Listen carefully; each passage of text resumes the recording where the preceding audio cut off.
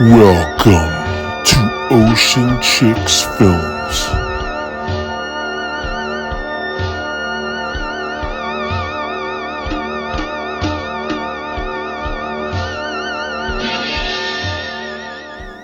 Hey guys, welcome to Ocean Chicks Films. I'm your host Karen, and tonight we're doing a viewer request from my buddy Trevor from Double Bill Movies. And I just gotta say, I am so sorry, Trevor, for taking so long to get to this. Oh, this has been months and months in the making. I got behind. What can I say? It happens. But I did watch the movie, and it gave me a chance to watch it a couple more times.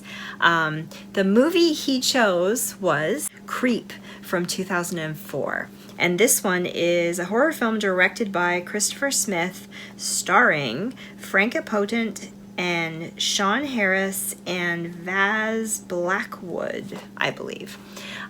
So this is a really fun one. It's a really cool, gruesome horror movie. And I watched it. So here's what I think about it. Creep from 2004. A woman locked in the London Underground overnight finds herself stalked by a hideous, deformed killer living in the sewers below. Directed by Christopher Smith, starring Potente, Sean Harris, and Vas Blackwell. Okay, just so you know up front, this review will have some spoilers, so if that's not cool, you haven't seen it yet, then just click off now and we'll catch you on the next one. So the movie starts out with these two sewage workers in London named George and Arthur. They go down into the sewers into this tunnel, and they're kind of exploring. One's training the other guy. And something crazy happens, there's loud noises, and they both end up disappearing. Next we cut to Kate, and she is, I think, heading back from a party that she was at from work, I believe, and going into the subway system to catch her train. And crazy shit happens. So this douchebag coworker dude, he's there with her in the subway, and he's really attracted to her, and she's not attracted to him at all, but he keeps pursuing it, and it kind of escalates and goes really far where he attacks her. And then something attacks him. Yeah, he gets dragged away by something creepy. We don't know what it is, but viciously dragged away. And so she runs for help to anybody that's working there. But it's I think it's late at night, so there's not really anybody there. And the security guard, whatever, doesn't even want to have anything to do with her because he thinks she's a crazy person.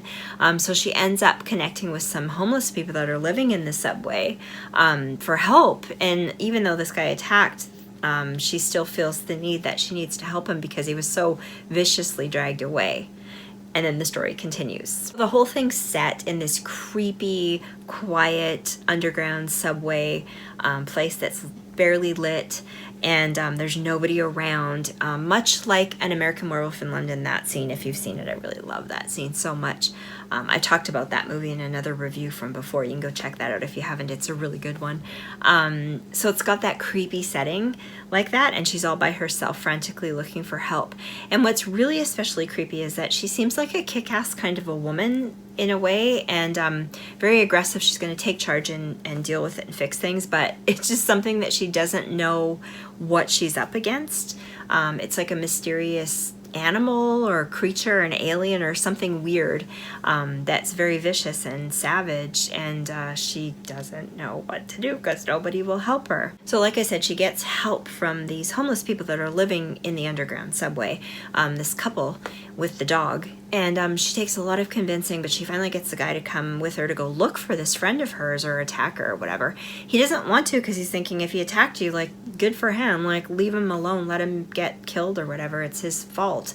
But she can't live like that, so she convinces him to come out with her and go. They leave the woman behind sleeping in their little room, and big mistake, because ultimately the woman gets abducted and taken away, dragged away screaming, and eventually the guy does too, and I believe the dog as well. So it's very sad. She's left kind of on her own to keep going and struggling with it. But ultimately she ends up meeting up with one of the sewage workers that got carried away because he wasn't killed. He was kind of captured and put in this like cage in the water, but with his head just above the level of the water so he can breathe. Kind of a thing that's in the subway system. And he's like terrified of the water, can't swim, that kind of thing. And she ends up in there too. And she figures out a way to escape, and she gets him to come out as well. And they go looking for what they think is some kind of a crazed, deranged man who's kidnapping people and killing them, or doing God knows what to them. It gets even creepier because as we go along, we see bits and pieces of this guy, and he's like kind of deformed with superhuman strength and really weird. It's almost like he's a supernatural creature or something like that. So it's really, really scary, and he's attacking people. This movie reminded me of this film. I don't know if you guys have seen it. It's called Absentia from 2011. And it was this weird movie that I randomly watched one day, but I really enjoyed it. It was about this pregnant woman and her husband. He disappears, and they don't know where he's gone. They think he's probably taken off because he doesn't want the responsibility of having a kid. But they're not sure, and she's insistent that it's hard to close that chapter because she doesn't think he would do something like that. And he disappears. Her sister comes to be with her because the baby's coming and that kind of thing. And the husband comes back.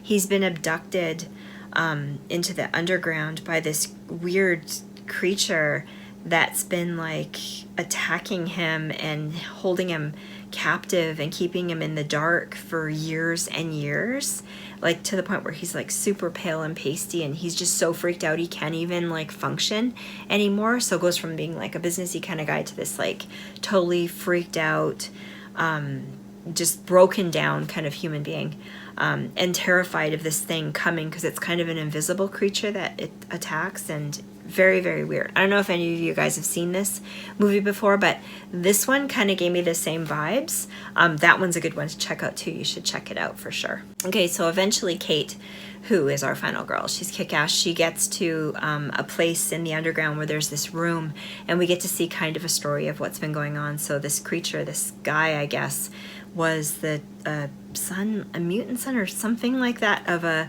doctor who was performing experiments, I guess, and he's kind of carrying on. So unfortunately, the lady that we saw at the beginning that got taken away, the homeless girl, she's there on a hospital looking bed. There's all kinds of instruments and things all around, and jars with babies in them, and super creepy.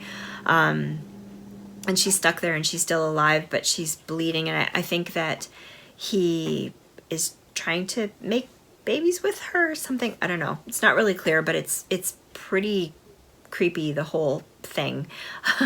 But she gets there, and she's feeling very bad, but she does eventually get away and go to safety and get out of it. But once she does get out of it with no help, she's just completely crushed and broken and like beside herself, can't even believe what's happened. And it's like life goes on as normal. The evening's over, it's daytime, and people start to use the subway system again. So it's very, very weird. So the kills in this movie are really awesome. The special effects and the blood and the gore and that is really well done and creepy as shit. The sound and the score are incredible, so different, so very cool. And this one's from quite a long time ago. So back in 2004, this would have been a pretty top-notch kind of film, I think. It also kind of reminded me of All Hallows Eve as well, the feeling of it, the mood, the atmosphere. It's definitely rewatchable. I enjoyed it. I think it was really fun. I'm sure back in the day it was a really, really good movie to see. Some of the stuff we've seen before now, so it's maybe lost a little bit over the years, but it's still a really good watch and really fun. Not too scary. I think it's kind of a good entry level sort of a horror film for people to check out, but I liked it overall. And I think because it was from 2004, not too many people talk about it, but it's totally underrated. I think it's worth a watch. And now for my fun fact, Trevor, that I told you about. So Kate was played by Franca Potente. I think that's how you say her name.